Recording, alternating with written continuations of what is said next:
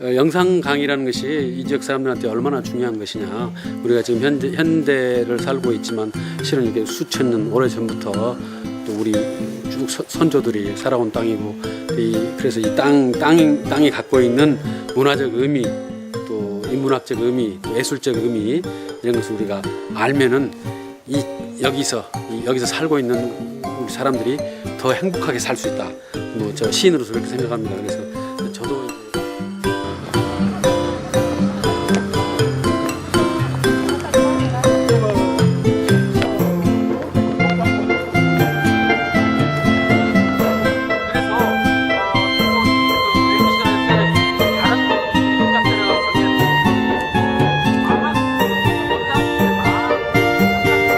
선생의 주행 배를 타고 가면서라는 번역된 한시인데, 번역된 시를 읽겠습니다.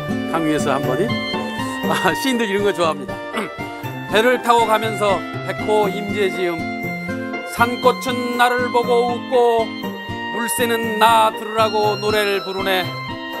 마른 꽃 향기가 그치지 않고 불어오고 지는 해가 푸른 물결을 비추네.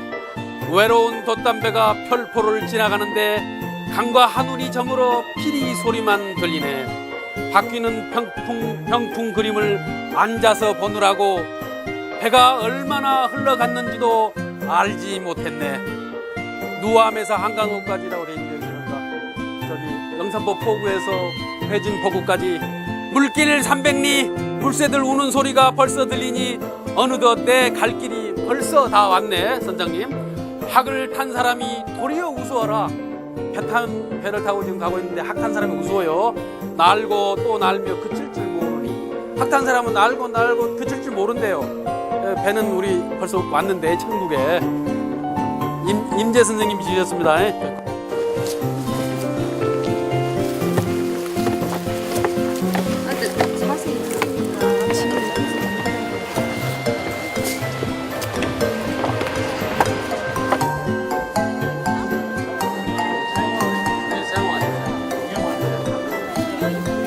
여기서 역담포, 경전포 다 했대요. 영산포 1. 나의 절 지음. 해가 들어 멸치젓 향내에 읍내의 바람이 다디달 때 누님은 영산포를 떠나며 울었다. 가나는 강물 곁에 누워 늘 같이 흐르고 개나리 꽃처럼 여윈 누님과 나는 청무를 먹으며 강둑의 자풀로 넘어지곤 했지. 빈 손의 서름 속에 어머니는 묻히시고 16 나이로 토종깨처럼 열심히 던 누님은 호남선을 오르며 울었다. 강물이 되는 숨죽인 슬픔, 강으로 오는 눈물의 소금기는 쌓여 강심을 높이고 황실이 젖배는 곧 들지 않았다.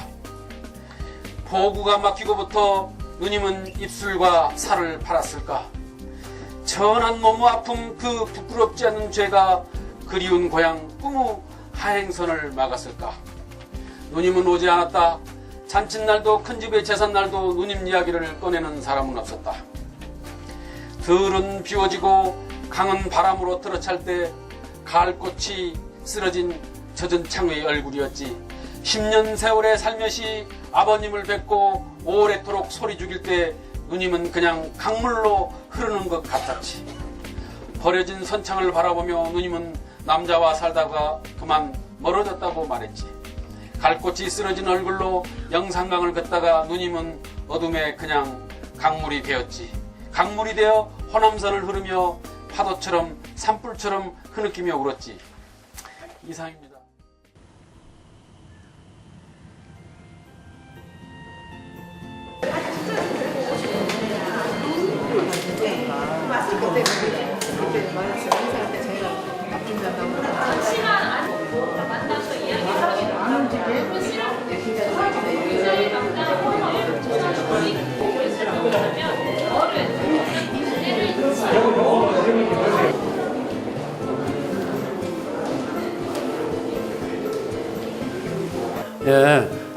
조선시대 그때 이제 백호, 호가 백호고 성함이 임재신데 그분이 원래 이제 시를 많이 쓰셨어요. 물론 뭐 소설도 몇 번 쓰셨고 여러 가지 행장, 여러 가지 다른 뭐 비석들도 쓰셨지만 시를 특히 많이 쓰셨어요. 한시를 주로 쓰셨고 또 우리 글도 우리 말로 훈민 경험으로 된 이제 그 시도 쓰셨어요. 황진이에 대한 시도 쓰셨는데 그분의 그 문학적 업적을 기리는 그 문학관으로 알고 있습니다. 생각했던 것보다 훨씬 너무나 감명스럽고 또 이 지역에서 거의 20년 이상 살아봤는데 그냥 무심코 지나쳤던 부분들이 너무 마음에 와닿고 이렇게 좋은 데가 있었구나라고 저는 너무 좋았어요. 실제 그 작가의 삶을 실제적으로 볼 수 있는 기회가 별로 없었는데 오늘 여기 영산포 출신의 우리 나혜철 작가님을 만나고 그분의 삶에 대한 이야기를 듣고 그분이 살았던 영산포를 돌면서 이렇게 같이 느끼게 되니까 정말 이렇게 문학이 세상 밖에 와서 나하고 대화하고 있다는 생각이 들어서 되게 의미가 있었고 좋은 시간이었습니다. 하나, 둘, 셋! 화이팅!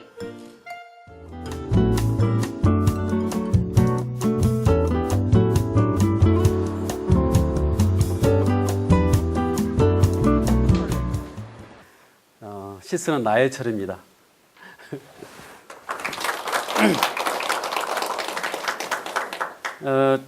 뭐 설명이 좀 있었습니다만 저는 이제 여기 나주 영산포, 제가 자랄 때는 영산포, 나주 이렇게 서로 이렇게 좀 행정구역이 달랐었는데 하여튼 영산포에서 났습니다.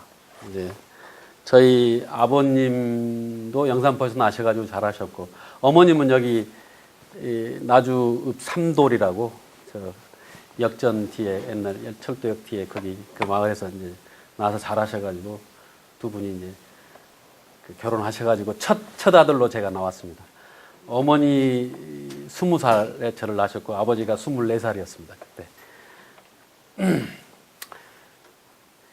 제가 이제 여튼 생업은 지금 의사도 어떻게 뭐 개업이 이상한 과를 지금 하고 있는데요.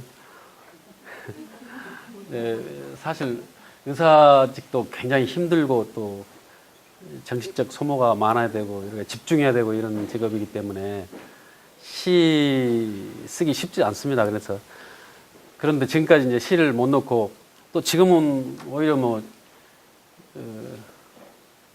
시가 더 천직이다 요즘 좀 그렇게 생각하고 있습니다만은 그렇게 시를 못 넣고 시인으로 평생 살게 된 이유가 아무래도 영상강이라는 그 강력한 그 영혼의 젖줄 같으니 그런 그 속에서 살아왔기 때문에 시를 놓지 못했지 않나 이렇게 생각합니다. 실제로 제가. 그래도 저는 사실 오늘 뭐 강의를 제가 뭐 할 만한 그런 것은 깜냥은 안 된다고 생각하고 있고요. 뭐든지 저에게 이렇게 좀 손들고 저하고 대화를 해주시면 고맙겠어요. 제 말 중간에라도 손들고 물어봐 주시고. 저는 그러니까 1956년생입니다. 여기 이제 저보다 이쁜 분 몇 분 계시지만 꽤 계시네요. 그리고 또 저보다 밑에 분들이 더 많으신 것 같은데. 그때 영산포 거기 배가 들어왔습니다. 목포서 배가 들어왔어요. 배가 들어오면은요, 그 읍내에 이렇게 배가 들어온지 압니다. 왜냐면 젖 냄새가 젓갈, 멸치젓, 황실이젓이라고요. 또 황실이젓, 멸치젓, 황실이젓 이런 젓갈 냄새가 바람 속에 이렇게 싹 풍겨요.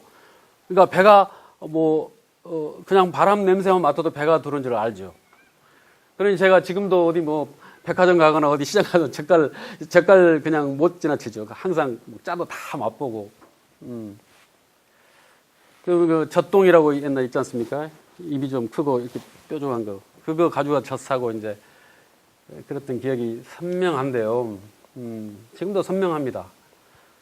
근데 정말 그때 언제 혼가 배가 끊기지 않습니까? 학원 공사가 되면서.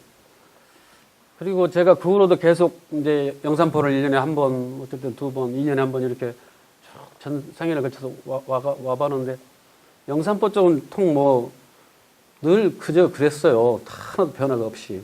쭉 그래 왔었는데, 이번에 좀 나주 이렇게 와보고 상당히 기쁩니다. 뭐랄까, 좀, 사시는 분들이 표정이 밝고, 조금 우리가 좀 문화적으로 뭐랄까, 문화적인 그런 마을이 돼가고 있는 것 같아요. 그래서 너무너무 기쁩니다. 영산포가 나주가 이제 합쳐져가지고 나주시로서, 옛날에 아주 오래전에 영산포가 더 컸답니다. 그래서 또 나주를 견인할 때도, 나주 읍내를 견인할 때도 있었는데, 지금은 이제 나주 이분들이 또 영산포 사람들을 견인하고, 그렇게 해서 많이 많이 좀 마음이 좀 좋았습니다. 좀 제가 한 2시간 전에 와가지고 여기 계신 분들하고 지금 같이 밥 먹고 차 마시면서 제가 그런 이야기 들었는데 많이 기쁘고, 앞으로 또 미력 하나만 제가 할 일이 있으면 해야 되겠구나 그 생각을 붙였습니다. 뭐 저한테 물어보고 싶은 거. 예. 지금까지 쓰신 작품 중에서 제일 마음에 가는, 제일 소중하게 생각하는 시가 어떤 시인지, 그리고 그리운 이에게서 아직도 사라지지 않는 사람이 꽃같이 남아있다고 고백할 걸, 이 부분이 있는데, 그 꽃같이 남아있는 부분이 진짜 있는지 두 번째고요. 세 번째가 그 미안하오 시에서 새벽 3시 14분에 미안하오, 그리고 끝에다가 낮 12시 32분에 미안하오 이렇게 썼는데, 그 시간이 어떤 특별한 의미가 있는지, 아니면 시를 쓸 때 그 시에 그 시간에 써가지고 그 낮에 끝냈는지, 그런 거에서 세 가지. 원래 고맙습니다. 이렇게 해주시니까, 대화가 이렇게 되니까, 소통하니까 좋습니다. 제가 실은요, 어젯밤에도 좀 술을 마셨고요. 그제도 술 마셨습니다. 별로 잠도 못 자고, 좀 가슴도 떨리고, 이게 어쩔 수 없어서, 시인이라는 천직이라 생각하면서 이렇게, 시인으로 살면요, 진짜 시인으로요. 시도 여러 종류가 있습니다. 우리 한국 시가에서도 전통적으로 조선시대도 보면 양반들이 이렇게 친구들끼리 모여서 이렇게 자연과 또 중국 고전을 합쳐서 쓴 그런 시들이 있고, 또 아시다시피 애절량을 쓰신 그런 아니면 김사과 씨나 아니면 백호임재가, 하여튼 이런 분들 진짜 좀 괴짜들인데, 진짜 우주하고 이 삶과 우주, 이런 인간의 부조리 이런 거 가지고 진짜 또 시를 쓴 이제 그런 두 가지 전통이 크게 있는 것 같은데요. 진짜 시를 쓰고 사는 건 진짜 좀 불편합니다. 이 세상하고 잘 안 맞아가지고요.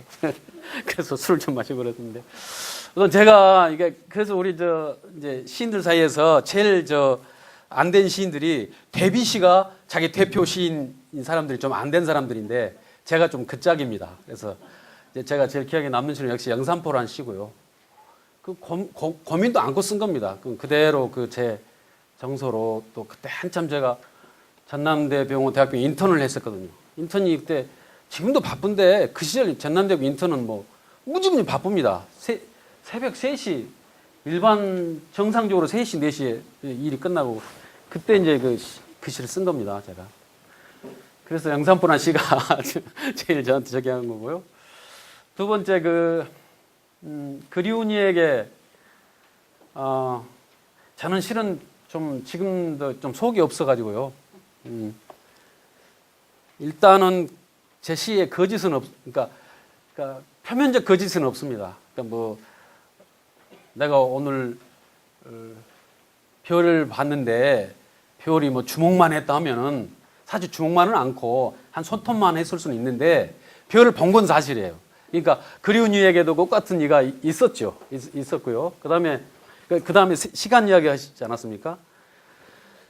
제가 이제 오늘 시간이 되면 조금 후반부에 말씀드려야겠는데, 시에서 쓰이는 시 안에서의 언어 단어 있지 않습니까?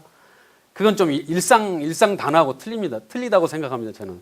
그러니까 시에서 우리 말로 쓰여졌지만은 이 시의 언어들은 외국어입니다. 외국어. 우리가 외국어를 공부하는 것처럼 시의 언어도 공부해야 되는 겁니다. 그래서 그 시간은 이제 제가 점점 나이가 들어가면서 젊어서는 잘 모르는 건데 자꾸 시간을 생각하게 돼요. 어떨 땐 시간이 멈춰 있는 것 같고 멈춰서 한순간인데 이건 영원한 순간. 그러니까 머리가 물리적으로 띵해진 건 아닌데 정신적으로 그냥 한순간 영원 속에 제가 떠 있는 것 같은 그런 순간도 있고 그래서 이제 그 시간 같은 걸 많이 생각하는 요즘인데요. 그 시 쓸 때도 그랬는데 실제 그 새벽 3시 몇 분은 그 시를 쓸 시간입니다.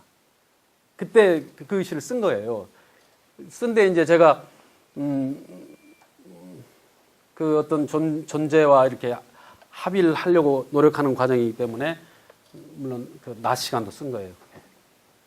그런데 그냥 어떤 한 시간인데 그게 영원한 시간을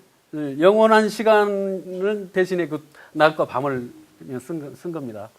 근래 제가 그 꽃길 산만리라고 좀 남들이 연애시라고 그러는데요. 연애시만 모았다고 그러는데 실은 이제 그게 연애시 맞긴 맞는데요. 저 안에 저는 이제 어떤 두 가지가 있습니다. 신이 있어요, 신. 그러니까 저 안에 그러니까 제가 어떤 사람의 관계에 대해서 썼다 하더라도 그 사람을 신적인 요소가 저 시 안에 좀 들어있고요. 그 다음에 이제 우리 시인으로서 우리 한국어에 기여를 해보자. 한국에 시인도 많고, 시집도 많고, 시도 많아요. 좋은 시도 많은데, 제가, 이 나이에 대해서 시 쓰는 거 외에는 사실 할 게 없어 시를 쓰긴 쓰지만, 제 스스로 무슨, 의미를 두기를 우리 한국어에 제가 한번 기여를 해보자. 그러니까 제 나이에 저런 연애시 쓴 사람이 별로 없어요. 거의 없어요, 거의 없어갖고, 이렇게 살아온 내 나이에 한번 저런 시를 썼을 때 써보자. 그런 의미로 겉으로 보면 굉장히 부끄러운데, 속으로는 부끄럽지 않게 그냥 쓴 겁니다. 근데 그걸 이제 제 친구들도 좋게 봐준 사람들도 있고, 어떤 사람들은, 야, 너 네가 미쳤냐, 무슨 연애시를 지금 이 나이에 쓰냐, 이런 친구도 있는데, 실은 저 안에, 저는 내심 신과 자연도 같이 읽어주시면 좋겠어요. 누구를 그리워할 때 제가 영원한 시간을 갖고 있어서 영원히 매력적인 전 우주적 존재. 우리가 조금 있다가 가서 만나고 살았을 때도 가끔 만나지 않습니까? 뭐 행복한 한순간이랄지, 기도하는 순간이랄지. 네, 그렇습니다. 세 가지 다 말씀드렸죠?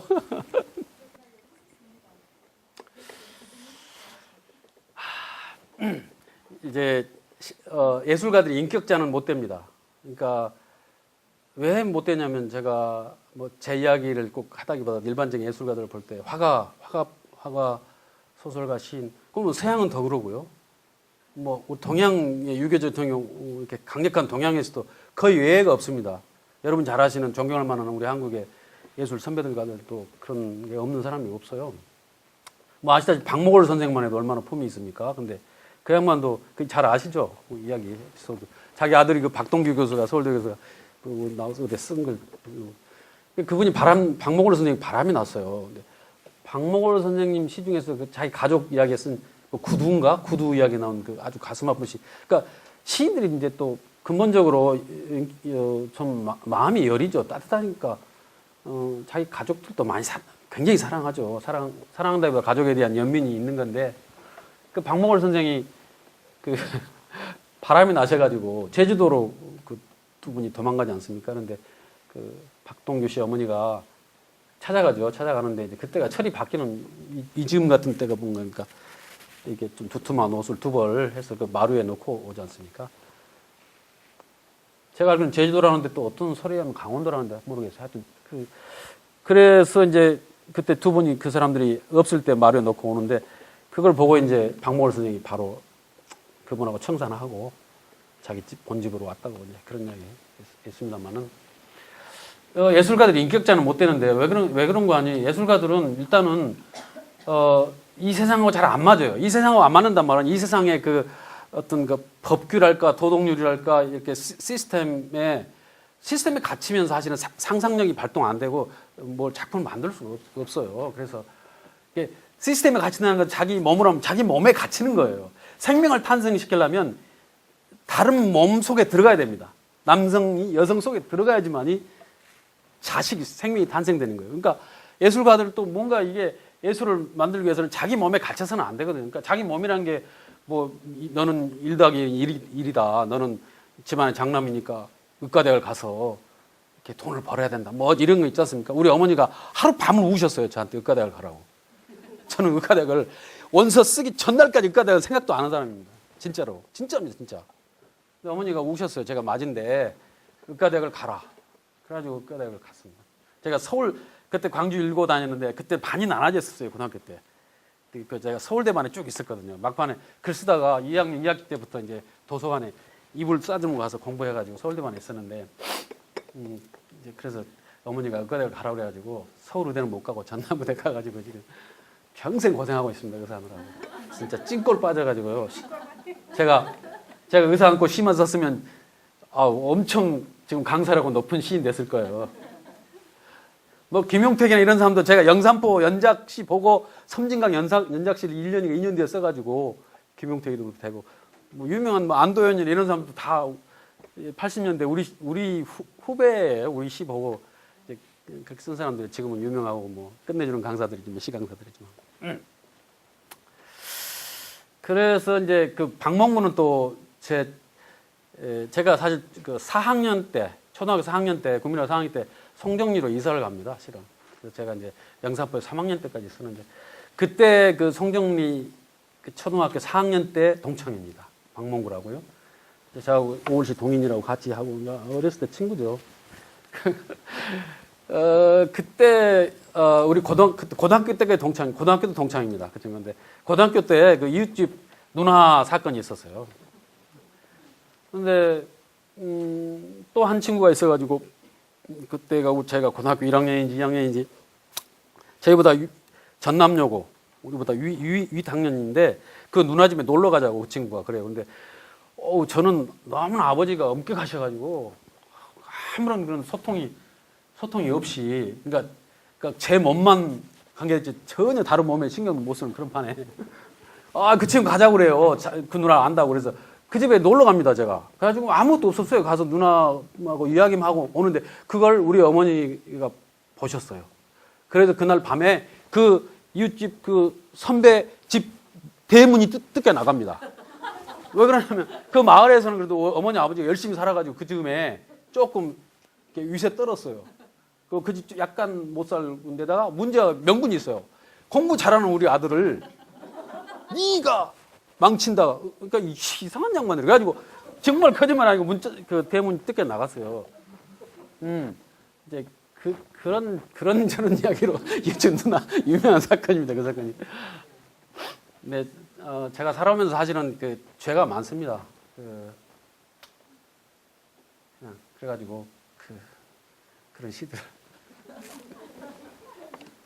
진짜. 또 예. 아니요. 너무너무 좋아요. 아까 강주일고 나오셨다고 그래서 강주일고 출신에 굉장히 문학가가 문인들이 많이 나왔는데 예를 들면 조정래 작가님, 또 각재구, 그리고 이청준 작가도 아마 그리고 광주고등학교인데 그때는 뭐 같아요. 예, 그래서 또 한두 분이 있었는데 제가 기억을 못 하고 있는데요. 그런 분들과 교류를 지금도 하고 계시는지, 그래서 또 만나시면 이런 자기 작품들에 대해서 어떻게 또 생각을 하는지 그런 것들이 궁금합니다. 우선 이제 조정래 선생 말씀드릴게요. 이제 80년대 우리가 강주 민중항쟁이 있었지 않습니까? 뭐 여기 다 아시겠고 특히 뭐 강주에 계셨으면 더 잘 아실 거고 여기까지 저는 그때 송정리 광주에 있었죠. 광주에. 그래가지고 제가 그때 실은 이제 의과대학 6학년 졸업반인데 제가 못 나와가지고 제 여자친구 애를 뵈가지고 애를 뵈서 그때 뱃속에 3개월인가 4개월 되어가지고 부모님을 쫄라가지고 부모님 엄청 반대하시는데 4월 달에 결혼했어요. 제가 의과대학 6학년 때 4월에 결혼했는데 4월 20날 5.18 그 다음 달이잖아요. 근데 저는 그때 6학년 학생이고 또 이 시를 시 쓰고 막말로 좀 이제 그런 어떤 그런 생각이 좀 있어서 그때 당시 그 강주 그 사람들 모이고 투쟁할 때 이제 그날 있었어요. 공수부대 풀리는 날 금남로에 있었어요. 아침에 전남대학 그 후문에서 이렇게 정문에서 이렇게 좀 모여가지고 금남로에 진출했어요, 학생들이. 근데 제가 그때 거기 도착하니까 두 그룹이 있더라고요. 그 분수대 앞에 있고 좀 뒤쪽에 있는데 한 300~400명씩 앉았어요. 제가 그때 양복 입었습니다. 아마 결혼식 때 입은 옷인지. 그래가지고 근데 거기 저도 그냥 덜컥 앉아서 같이 막 이렇게 하고 있는데 밑에서 공수부대 풀리고 경찰들 하면서 왁 달라드는데 뭐 사정 없으니까 골목으로 튀었죠. 그런데 저놈 잡아라 하고 쫓아오니까 제가 양복 벗어 던졌어요. 양복 보고 쫓아오는 거예요. 그래서 이제 그런 사연이 있었어요. 엄혹한 시절인데 근데 81년도 제가 82년도 신춘문예 됐으니까 그렇게 하고 81년도 신춘문예에 이제 곽재구라고 제 친구가 중앙일보 신춘문예 시 데뷔를 해요. 81년도에. 그럼 곽재구 이야기를 먼저 하자면 곽재구는 또 이제 같은 고등학교 때부터 같이 그 문학을 해온 우리 친구입니다. 실은 오늘 또 이제 좀 5시경에 서로 전화해서 보자고 순천대에서 강의하고 있거든요. 단짝 친구죠. 제한테 친구가 이제 제일 오래된 친구 중에 한 명인데. 근데 그 친구하고 고등학교 때 문학서클 용광이라고 그 친구 박몽구 같이 합니다. 저희 뭐 아시겠지만 그때 강주에서 굉장히 문학이 활발했어요. 고등학생 사이에서. 문학과방 같은 거 아주 성행해갖고 막 강주 일곱 문학과방 하면은 뭐 전남용에서도 오고 중앙용에서도 보고 막 그랬었어요. 지금은 안 그런데 옛날에 진짜 우리 때 문학이 아주 성했었는데 그때 같이 이제 그 문학 서클도 하고 대학에 와서 그 친구는 물리대 국문과를 가고 저는 이제 의과대학을 갔는데 그 의예과라고 2년 동안 물리대 과정이 있어요. 지금도 그럴 겁니다만 의과대학 쪽에서 그때 그 친구랑 같이 그 캠퍼스 전남대 캠퍼스에서 매일 씻어서 서로 공부하고 예, 그랬던 친구입니다. 곽재구는 그래서 이제 잘 알죠. 사평역에서도 잘 알고 사평역을 어떻게 썼는가도 잘 알고 있고요. 근데 이제 그래가지고 81년도에 곽재구 찾아옵니다. 제가 대학병원에서 인턴하고 있는데 찾아와가지고 5사람이 시 동인제로 책을 묵기로 했다. 5월시라고 해가지고. 근데 다 고등학교 때 같이 시 쓰던 선후배들이에요. 강주 시내에서 뭐 YMCA 같은 칸칸 빌려가지고 막 일주일에 한 번씩 시 공부하고 막 그때 그런 친구들인데 자기들이 다 등단을 했다는 거예요. 진짜 등단을 했더라고요. 곽재구 중앙일보 뭐 누구 어디 뭐 잡지 뭐 풀가별 뭐 시문학 이런 데 다. 그러면서 그때 곽재구 하는 말이 너는 등단을 못 했으니까 여기 동인에서 뺀다고. 그때 비감스러웠어요. 말은 못 하겠고 명분은 뭐 제가 될 명분은 그래가지고 그때 생각해보니까 중학교 때부터 그거 쓴 걸 시라고 생각하면 10년 썼더라고요. 그래서 마지막으로 근데 고향에 대한 시를 한 편도 안 썼구나 생각해서 노골적으로 고향에 대한 시를 그때 11편 연작을 썼는데 그리고 무슨 다른 시 한 편, 12편 1년 동안 쓴 건데 인턴하면서 그걸 이제 뭐 11월 되니까 뭐 신춘문예 막 광고. 그때 동아일보가 이거였어요. 그때는 82년도 상황에서는 아직 신문이 이렇게 변질되기 전이었고 조선일보보다 더 동아일보가 그때는 더 좋았습니다. 조선일보는 그 전두환이 되면서 전두환이 돈 받쳐가지고 지금 커진 거고 지금 이제 조중동이 다 그렇지만은 그래서 제일 좋은 신문에 제가 그걸 냈다가 당선이 돼버려가지고 인생이 좀 이상하게 됐어요. 정말 제가 의사만 했으면요 종합병원 세웠을 겁니다. 친구들이 다 그렇게 말해요. 또 시인만 했어도 훨씬 나았을 텐데 어중간한 해가지고 진짜 이것도 아니고 저것도 아니고 해가지고 왜 그런 거냐? 문학판에서는요 저 친구 의사다 그래가지고 상도 안 줘요. 뭐 상이 막 수십 개 돼가지고 근데 다 그 상금 500만 원, 1000만 원 뭐 내주면 뭐 주고 또 의사 속에서는 제가 시인이라고 또 별점 치고받았니 그래가지고 그래서 그렇게 이제 그런 상황에서 그 다음에 제가 이제 데뷔하니까 문단 5월시라는 그 그룹에 들어갑니다. 근데 여러분들 잘 아실 분도 계시겠지만은 80년대 5월시라고 이제 시 동인 잡지지만은 한국 문학사에서 굉장히 이제 좀 역할이 있었습니다.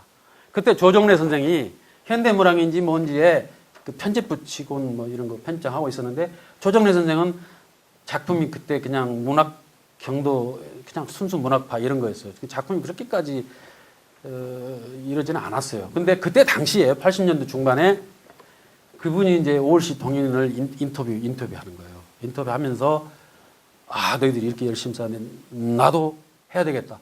그래 가지고 그건 저희한테 이야기한 겁니다. 그 당시에.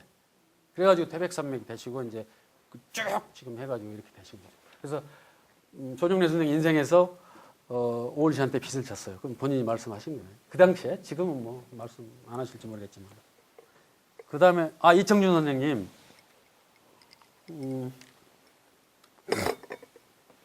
저는 이제 좀 의사가 바빴습니다. 인턴하고 레지던트하고 군대 가고 그러고 또 문학판에 별로 제가 별로 잘 참석을 안 해가지고요. 친한 친구들은 만났지만 그래서 이청준 선생님하고는 별 교류가 없습니다. 존경은 하지만 그리고 또 어떤 분 말씀하시? 거의 됐죠.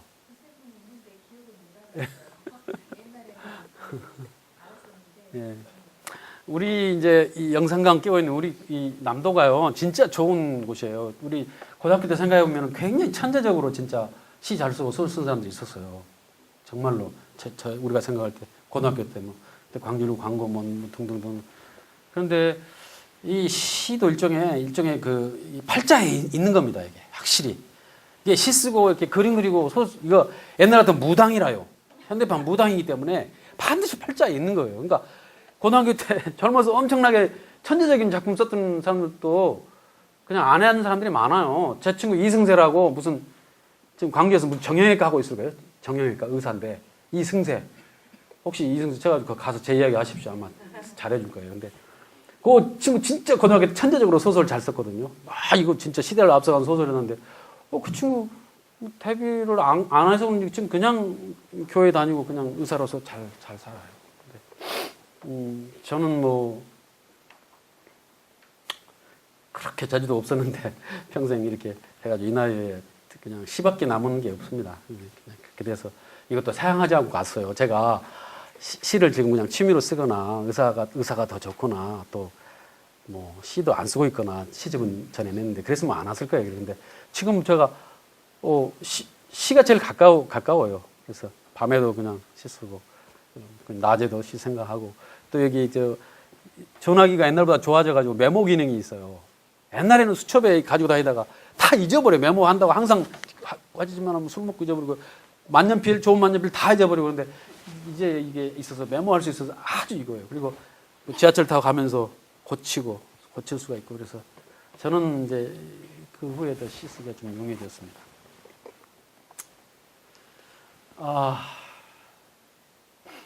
제가 여기 뭐 나눠드린 게 있어요. 여기 보면 뭐 제가 어렸을 때 영산포 그 이야기 좀 뭐 어떻게 강의 기록을 뭐 써야 될지 몰라가지고 제가 이렇게 했는데 그러니까 팔자에 있는 거지만 그래도 어렸을 때 그 고향하고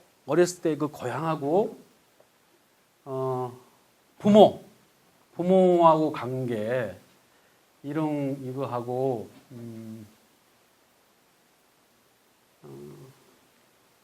어떤 그런 게 이제 그 예술가의 토양이 되는 것 같아요. 특히 시인을 만드는 중요한 요인이 되고 이제 어른이 돼서는 일종의 습관이나 버릇 이런 것까지 그런 게 이제 결합돼 갖고 평생 그냥 시인으로 산다, 시 쓴다 이제 이렇게 되는 것 같습니다. 근데 그 고향은 좀 전에 말씀드린 것 같이 어렸을 때 자연은 어른인 때 자연하고 틀려가지고 역시 그 사람 피와 살이 돼서 영혼이 남아서 그런 것 같고 이제 부모님하고 그때 어려서는 그런 정서적 관계가 중요한 것 같은데 저 같은 경우는 여기 써져 있습니다만 아버님은 그때도 뭐 바쁘셨고 거의 어렸을 때 아버님에 대한 추억은 거의 아주 어려서는 없고 초등학교 때 한두 개뿐이고 이제 어머니인데 어머니도 또 부재하셨어요.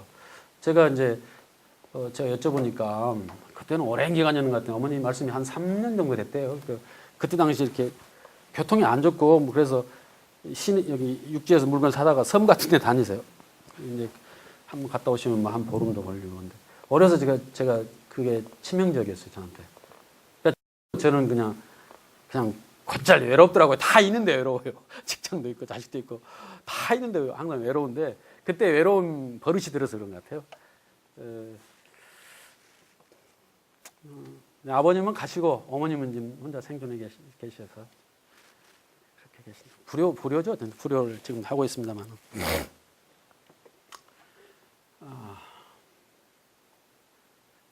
그래서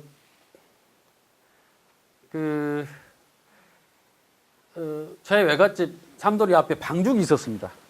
방죽이 하나 있어갖고 지금 거의 메꿔졌었지. 근데 거기 물고기가 많았습니다. 물고기가 좀 가물면은 우리 외갓집 사촌 형들이 형제들이 많아가지고 거기서 물고기 잡으면 막 드럼통으로 잡았어요. 근데 저희 아버님이 아망바위 계산 밑에 자랐기 때문에 영산강가에서 헤엄집 몇 강 거기서 물고기 잡아먹던 분이라 물고기를 아주 민물고기를 좋아하셔갖고 이제 말하자면 고숙 갖다 준다고 우리 외갓집 사촌 형들이 한번 방죽을 퍼서 물고기를 이렇게 하면 그걸 들고 우리 이제 외갓집 사촌 형이 그때는 철로를 걷습니다. 나주에서 영산포까지 철로를 걸어가지고 이제 영강동 역전 앞에 영강동 영산포 영강동에 이제 저희 집에 이제 그 생선을 가져오고 그랬었는데 외가는 좀 잘 살았어요. 우리 친가보다. 그래서 외갓집에 가면은 좀 마음이 넉넉했어요. 감나무는 큰 게 두 그루가 있어가지고 가을에 홍시를 좀 떨어진 걸 아침에 주워 먹어도 좋았어요. 그러니까 스트레스가 없었는데 우리 친가에는 감나무가 한 그루 있었는데 그 홍시 할아버지 드려야 된다고 먹을 수가 없었어요. 제가 지금 그런 게 그래서 외갓집 가면 좀 마음이 좀 편했던 기억이 납니다. 그 뒤에 대나무밭도 있었는데 뒤에 밑에 이렇게 굴을 파가지고 항상 거기에 저장돼 있었고 먹을 게.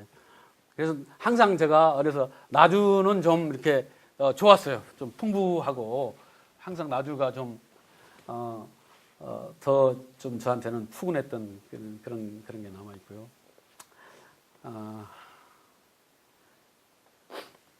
제가 이제 어줍지 않지만 뭐 제 시를 새긴 돌이 뭐 지리산 어디에도 있고 뭐 어디 있대요. 영산포에도 뭐 영산포나 시를 새긴 빗돌이 뭐 조금 일부를 새겨놓은 게 이제 있는 걸 제가 한번 가봤습니다만은 제가 시인으로서 이렇게 크게 양명하지 못하고 좋은 시를 그렇게 많이 쓰지는 못했지만 그래도 혹여 제가 무슨 저를 시인으로 누가 기려준다면 그래도 고향분들이 제일 많이 기리지 않을까 그런 생각이 요즘에 좀 나이가 들어가니까 생각이 좀 듭니다. 그래서 오늘 또 이렇게 와가지고 여러분들 뵈서 너무 좋고요. 근데 시라는 게 저는 이제 좀 전에 말씀드렸는데 시에서는 그 단어 뜻이 틀리다, 언어가 틀리다 그러는데 이렇습니다. 이제 제가 생각할 때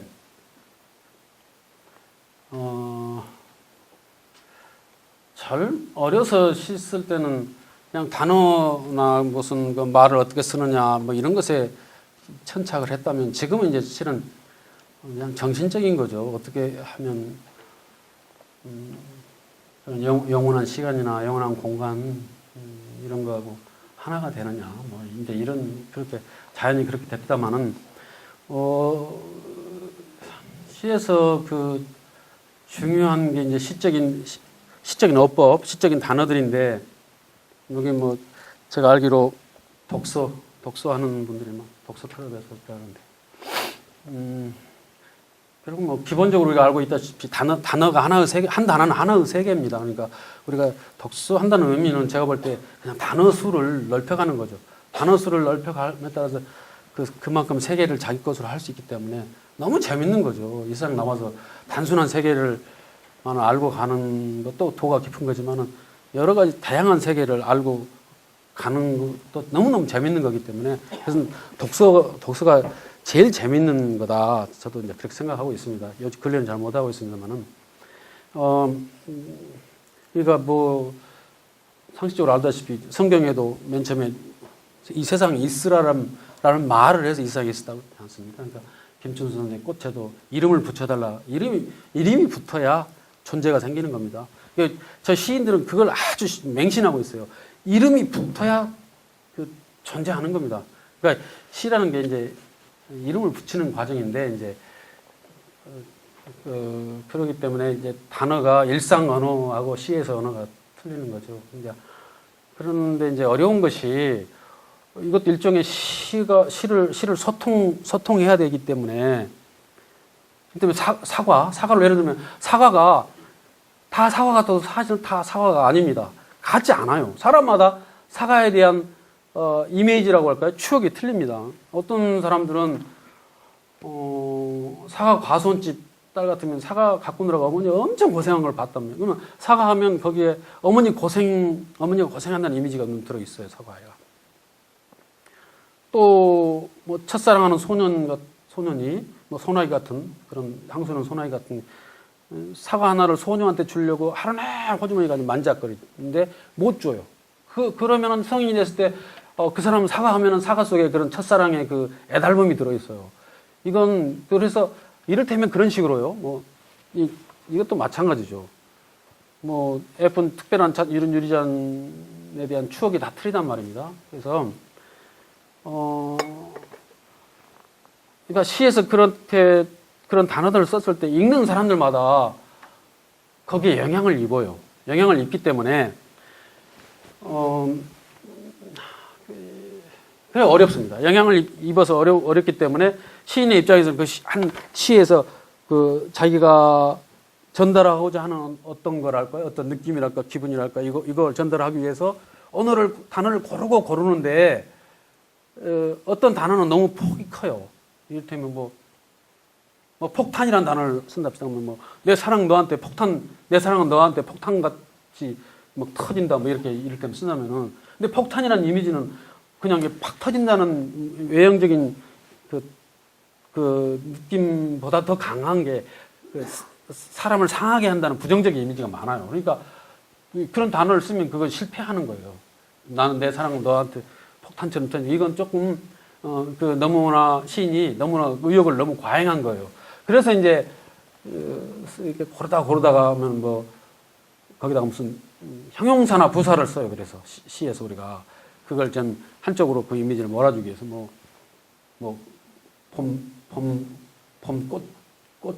봄꽃다발로 된 폭탄이랄지 이렇게 형용사를 해서 그 단어를 어떤 경우는 이렇게 규정해주고 시에서 그렇습니다. 그런데 이제 아시다시피 많은 시인들이 시에서 형용사나 부사 같은 것을 많이 쓴 시는 좋은 시가 못 된다. 이렇게도 이야기하는 사람도 있어요. 그러나 정 안 되면 그렇게까지 하는 겁니다. 그래서 이 시 속의 단어라는 것은 일반 단어하고 틀려가지고 다른 어법이 있다. 그러니까 일반 책을 읽듯이 읽으면 안 된다. 이렇게 생각해요. 그러나 이제 또 시 같은 시래도 너무나 종류가 많습니다. 우리가 이제 노래도 무슨 트로트 전통 가요라고 하는데 그런 것도 있고 락도 있고 다양하지 않습니까? 클래식도 있고 시도 마찬가지입니다. 그러니까 저는 오늘 제가 이렇게 옥시 시에 대해서 지금 몇 말씀 드리고 있는데 제 시 경우에 하나는 겁니다. 그러니까 선생님들이 혹시라도 지금 여기 시 쓰고 계신 분들, 공부하고 계신 분이 그분은 그분대로 그 어떤 언어관이 있고 시관이 있는 건데 저는 제 시관이 그렇다는 걸 이제 말씀드리고요. 나머지 이야기는 배에서 하시죠. 배에서. 네네. 됐죠? 고맙습니다. 네.